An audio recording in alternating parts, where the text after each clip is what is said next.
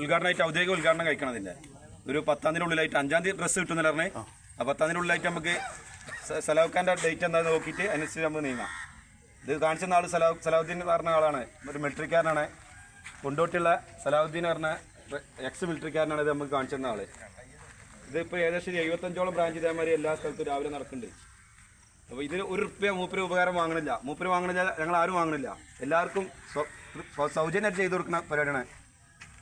എല്ലാവരുടെയും ആരോഗ്യം മെച്ചപ്പെടുത്തുക എന്നുള്ള ആ ഒരു ചിന്ത മാത്രമേ ഇതിലുള്ളൂ, വേറെ ഒന്നുമില്ല. അപ്പോൾ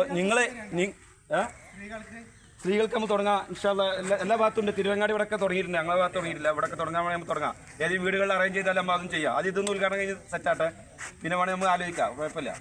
സ്ത്രീകൾക്കുണ്ട് വീടുകളിൽ വെച്ച് ഏതെങ്കിലും നല്ല വീടുകളിൽ സൗകര്യം ചെയ്തിട്ട് ചെയ്യണവരുണ്ട്. അവിടെയൊക്കെ ഉണ്ട്, തിരുവങ്ങാടിയൊക്കെ തുടങ്ങിയിട്ടുണ്ട്. അപ്പോൾ ഇതിൽ ആരോഗ്യം മെച്ചപ്പെടുത്താനുള്ള ചിന്ത മാത്രമേ ഉള്ളൂ. അപ്പോൾ ഞങ്ങൾ നിങ്ങൾക്ക് ചെയ്യണമാരെ നിങ്ങളെ കൂട്ടുകാരന്മാരെയും നിങ്ങളെ ജ്യേഷ്ഠന്മാരെ അനുജന്മാരെ അവരെയും കൊണ്ടുവരിക. അവർക്കും വേണം ആരോഗ്യം, നിങ്ങൾക്ക് മാത്രം എന്നുള്ള ചിന്ത വരരുത്, എല്ലാവർക്കും കിട്ടണം എന്നുള്ള ചിന്തയിൽ കൊണ്ടുവരിക. അപ്പോൾ അവരും കൂട്ടിക്കൊണ്ടുവരിക. അപ്പോൾ ആൾ കൂടണം. 100ന്റെ മേലെ ആൾ നമുക്ക് ഉദ്ഘാടനം ആവുന്നതിൽ എത്തിക്കണം. ഈ അടുത്ത മാസം ഫസ്റ്റ് ടൈം ഉദ്ഘാടനം കഴിക്കണം. അതിന് മുമ്പായിട്ട് 100ന് മേലെ ആൾ എത്തിക്കണം ഔദ്യോഗിക ഉദ്ഘാടനം കഴിക്കുമ്പോൾ. റെഡിയല്ലേ? ഇൻഷാ അല്ലാഹ്.